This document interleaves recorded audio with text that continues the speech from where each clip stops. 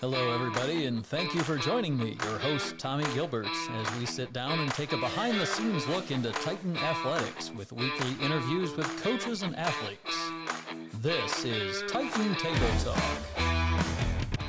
Good afternoon, Titan fans, and welcome inside the Ames Library for Week 9 of Titan Table Talk here in the last week of October. Football season winding down. We're happy to have Coach Norm Eash joining us today, along with Titan swimming senior Jackie Rae Kelch. Coach, thanks for joining us. Coming off a tough loss to Augustana this weekend, obviously a much improved program, having probably their best year of the last couple decades. How'd you feel like the Titans stacked up against them? It was a tough game for us, and when I walked across the field to shake Coach Bell's hand, I told him that he had a really nice squad. They had 18 seniors, I think 5 or 5th-year seniors. These kids have been playing for 2 or 3 years, and they had a sense of urgency. They had great composure. They're a really good football team, and our mistake was we gave up 24 points in the first quarter, and then offensively we had to play catch up, and we had to throw the ball every down almost, and it got us out of our game plan. So it was a little disappointing that we didn't stop them early and make it a game. But our kids played hard, and we're going to get ready for another really good team this week. Yeah, no kidding. North Central coming up on Saturday. It's one of those, as you said, had trouble stopping Augustana's offense early, but some short drives in there as well, 54, 59, 66, and the 28-yard drive for the field goal. So when you're given a potent and balanced offense, shorter fields to work with in general, it's tough. I think a lot of people don't realize how important it is to have the win early in the game. And, of course, they're the visiting team, so they elected to defer it. They won the toss. They deferred us. We have to take the ball. You could take the win, but then you're giving them the ball twice. We take the ball, and so then they get the win. And, we're going into it, and you have to punt into that. We were 3 and out in our first 4 series, which did not help us. And so, we put them on a short field in that first quarter, and they scored a lot of points. But their running game is really good. I mean, their offensive line is a veteran line, and they ran the ball at us. I mean, if you look at the stats, I think they ran for over 250 yards rushing, and that's a pretty good day. Yeah, a little over 250 on the ground, 250 through the air, and from a variety of sources, too. 3 different backs with 11 carries and at least 80 yards. So really a balanced attack, and even against what's been a strength of the defensive unit, which is our defensive line. Yeah, I mean, once you get up 24 points, I mean, offensively your game plan's really good. Yep. I mean, you can run the ball and play action and do some different things. And like I said, we got down 24 points. I did go with Jay Lemonager in the second quarter. Not that Dermott had done anything wrong. Jay has a stronger arm. He's a junior, and that's why we put him out there. And he threw for a touchdown in that second quarter and kind of got us a little energy, a little momentum, and then we just couldn't sustain it because they came right back and got another score after that. Yeah, and Jay, for those who don't necessarily remember back to last year, the starter went healthy last year, had trouble staying on the field last year, of course, and we've run into some of those same things this year, of course, but are we mostly back to full health with him at this point? Yeah, I mean, I think this week we're going to kind of watch him in practice. We'll decide who's going to be our starter. That's based on what we're going to do against North Central also. Jay's a veteran. His arm's stronger, understands our system very well, knows our signals. Dermott is still learning, but he's a good quarterback. I mean, Dermott does a lot of nice things, and the element of the run is probably greater with Dermott versus Jay. Not that Jay can't run, because he had a couple of nice scrambles against Augustana, but Dermott is a threat. In the Carthage game, I think we ran him 15 times, so it forces the defense to defend you a little bit different when Dermott's in there versus Jay. Yeah, and after Jay came in, I see trailing early, but really put together a nice 9-play, 74-yard drive to get the Titans on the board there in that second quarter, finishing with the 18-yard touchdown pass to Trey Moore. After, like you said, a couple tough drives early, you see the team able to string together an extended drive like that with a couple nice completions down the sideline. I think one on third down for 22 yards, if I remember that correctly, to really kind of keep that drive going and keep that momentum going. And you see that and you think, okay, this is a stepping stone. This is a good thing to build on for the second half. Well, we had momentum. We came down and our players were pretty excited to get that score. We needed to get a stop there and get the ball back to the offense and keep the momentum going. And Augustana's too good a football team, and they went right down and scored again. So any momentum we got, we just lost right away. A couple things about our game. I think our offensive line played one of their better games. We protected really well against a really good defensive front, and that's Dylan Meyer at guard and Caleb Hines is at guard and Connor Sweeney, a senior captain's at center, and then our two tackles, Campbell Brinkman and Peyton Fieldman. I thought we gave up one sack, but I thought we really pass protected really well, ran the ball as much as we ran the ball. So that was a bright spot. And then on defense, I thought Arthur Chatt had a really good game. I mean, I think he had over 10 tackles and 16. 16. So that was a pretty good day.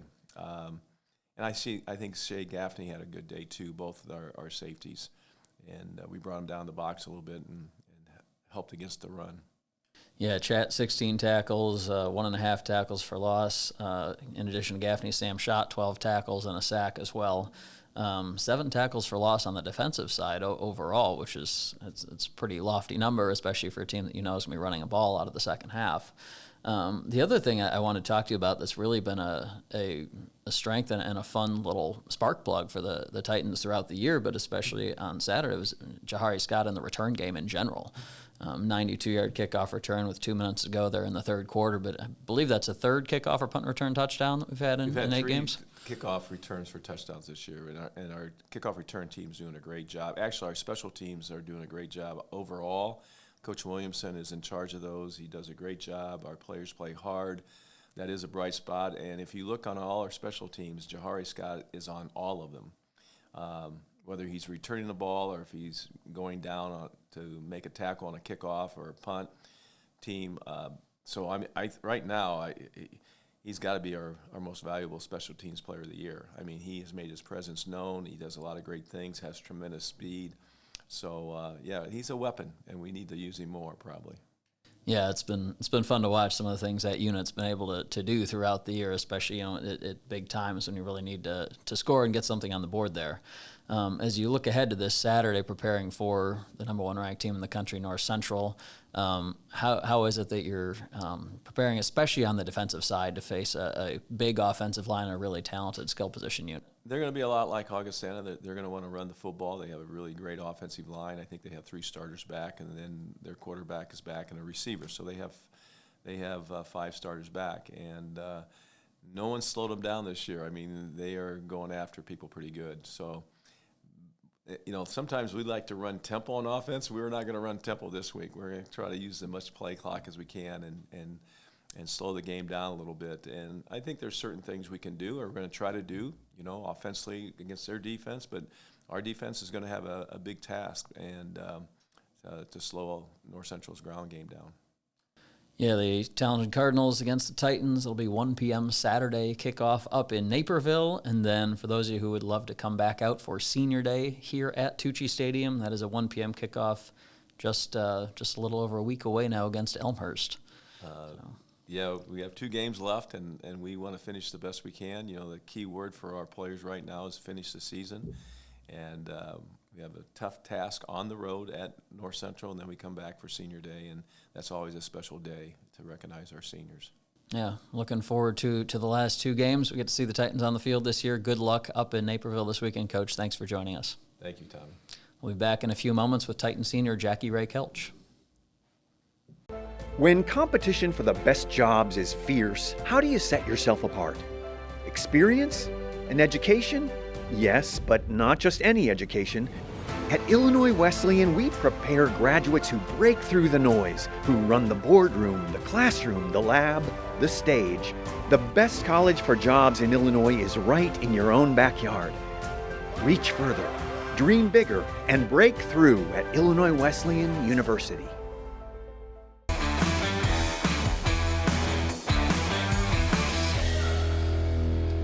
Welcome back inside the Ames Library podcast studio with our second and final guest here in week 9 of Titan Table Talk. It is Titan senior swimmer Jackie Rae Kelch. Jackie Rae, thanks for joining us today. Thanks for having me. Jackie Rae, a senior from Peoria, Notre Dame. Swim season just a little over a month from getting underway, just at the end of September. I had a second meet last Saturday. Halloween invite here at home. Both teams finished second out of 5 and 6, respectively. How'd you feel like it went? I think it went really well. It was a lot of fun. We had fun relays, fun events, and I think we had a costume contest too. That was so much fun. I didn't win, but that's okay. But yeah, it was a lot of fun. So you did not win because you did not enter. I did not enter, no. I did, in fact, forget my costume at home, but I had one. And what was it for those who were not there? You could probably guess. It was a cow onesie. I could guess. Yes, indeed. So taking away the forgetting of the cow onesie, you look at individual swims from early on in the season. In a similar way to a couple other sports that are more training-based than performance-based and earlier going.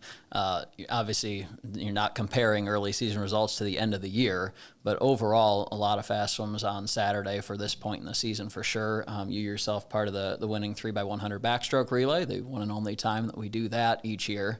How are you feeling on the water right now, 4 or 5 weeks into the season? I feel really good. Very tired with all the training we're doing, but I'm feeling pretty good.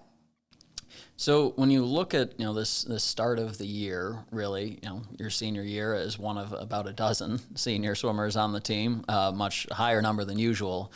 What's that role been like for you so far? As you've definitely grown into more of a leadership role over sophomore, junior, senior year, but really as part of the leadership core of the team this year. I think one thing I wasn't really expecting was more teaching than I thought I was going to do. As a freshman, when you come in, you kind of know nothing, and you're kind of very doe-eyed and looking around oh, okay. And it's you never know someone's level of knowledge with swimming, so you feel like you have to explain more than less, and it's just more than I expected. But I do enjoy it, and I think we have a really good group of freshmen. Yeah, I would agree with that so far. For those who are watching, thank you. But that is, it's one of those transition points that even you have to keep reminding yourself sometimes as a coach too. It's everyone comes in, from different club teams, different high school teams with varying levels of experience and expectations too. And it's getting everybody on the same page that really is one of those, in any sport, one of the goals of that senior group. Wanted to talk to you a little bit kind of about, what you're most looking forward to about this year in general, whether swimming-wise outside kind of in your last, 9 months here at Wesleyan. Yeah, I haven't been feeling very nostalgic because I just haven't been thinking of it, but I had a meeting this morning and they were oh yeah, we have a month and a half left. I think there's a countdown on my iWoo. It's 47 days until Christmas vacation. And I'm oh, okay. So I haven't really been thinking about that kind of stuff. But my mom had sent a text to me on Saturday. It was the first of the last swim meets. And I was oh, okay, I guess this is the last. So I'm definitely feeling a little sad, but I'm going to enjoy it, live in the moment, enjoy every meet, every practice, every yard, no matter how exhausting and everything it is. And obviously I'm looking forward to conference in Florida. Florida's always so fun. That's a fever dream. So much happens, but it's constant and it's a lot of fun together as well. Need to manifest 78 and sunny for the entire week, and that'd be perfect. As a side note, yesterday, of course, was the Titan Redbird basketball games for the first time. So many of our athletes over there. So thanks for coming on out. I did set foot in the 15-passenger vans that we drove 1,800 miles to Florida there and back for the first time since then. So a little bit of nostalgia right there. Bring back memories. This was a special shout out to Mike Wagner, who last year when the winter sports were coming back right after Christmas, and the swim team and women's basketball were both scheduled to fly Southwest Airlines. No, it was men's basketball with Southwest Airlines, and obviously some issues with that, and the men ended up rescheduling their trip to January, and we managed to get out thanks to mostly Mike and Mark Adams, who was driving us down to Florida, and turned a few-hour flight into an 18-hour drive. Worked out great. One of those fun team bonding things that you don't expect, Yeah, it honestly went a lot better than I thought it was going to go. I think we just had such a good group, and everyone just had fun the whole time. There wasn't really any of those moments where it's I've been around you too much, which I was very much expecting, but everyone had a blast. And, 18-hour co-pilot, I'm down for it. It worked out pretty well. It really I would did. say. It was fun. It's just, one of those things where you look back at your college athletic career and you remember games, meets, contests, races, things like that, but you remember more than anything else the time that you spend together outside of your sport and just, with your teammates outside the pool, off the court, whatever it may be. You have a little bit of a reputation as a prank aficionado, shall we say? Slightly, maybe. Do you have a favorite that you've pulled? I mean, so the Jell-O is always a classic. So if anyone's ever seen The Office, some of the characters like to pull a little prank where they put office supplies or various things in Jell-O. Just as a little haha, and I've done that quite a few times. It's our conference tradition at this point. Do have a plan for this year. Oh, lovely. Yes. Definitely have to one up last year. What was it? First year it was stapler. And that was the year the Jell-O froze. Yeah, because we made it in a dorm with 0 measuring cups, and making Jell-O without measuring cups doesn't go well. And then we had a calculator, and then we had a mug last year, and time will tell what comes next. Well, I can't wait. You can tune in late February to find out. I hope it's not half my office, but I'm starting to wonder. Yeah. I have to say, along the office lines as well, one of my other personal favorites was definitely the 1,000-foot Ethernet cable. Yeah. How long did that take you to string that 1,000-foot Ethernet cable around the entire pool area and really the west side of Shirk? See, I always underestimate the time and budget way less time for any of these little prank things that I do. I'll think it will take 15, maybe 30 minutes. No, it's normally 3 hours. I think the Ethernet cable, I had 3 people helping me, so it went a lot faster, but it was still at least 2.5, 3 hours. Mm-hmm. And we obviously had to, keep safety in mind, make sure we're taping very well. And it was a professional job. it was. I will say really that. Was. Very proud of that one.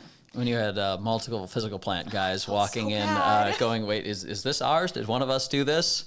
And then eventually figured out it was a prank. That was the peak, I think, of your. So bad that everyone was walking around. Where does this go? Oh, I felt so bad. But you did get a present at the end. I don't remember what was in it. I did. I believe it was some chocolate marshmallow Santas.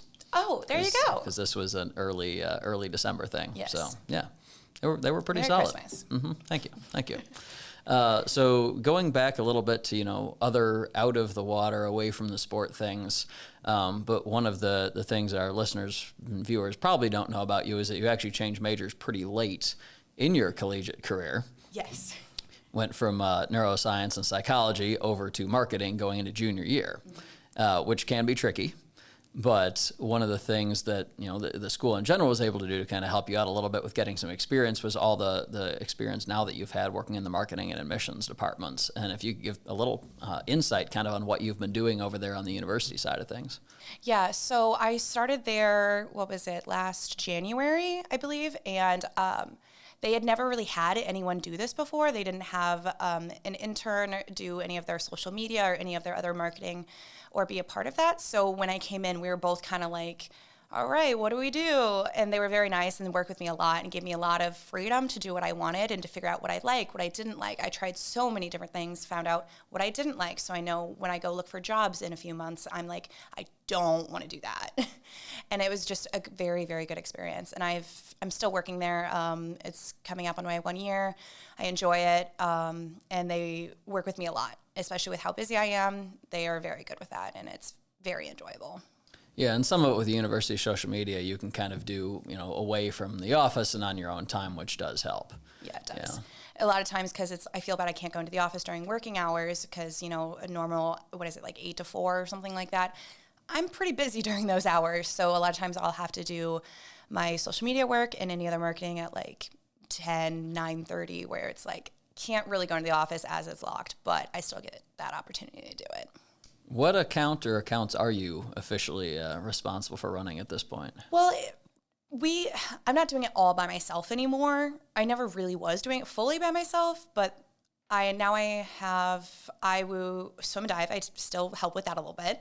I do IWU, the flagship, so the Illinois Wesleyan main page. I help with that a lot. I have our Illinois Wesleyan TikTok. I think that's it. I think I helped with something with Student Senate one time, but that was just like an input kind of thing with Sammy. So. Mm-hmm. And so where when I tell some of our alums, if it looks like professional and like somebody good did it, it was Jackie Rae or Nicole when she was here. If it looks like Tommy did it, Tommy did it.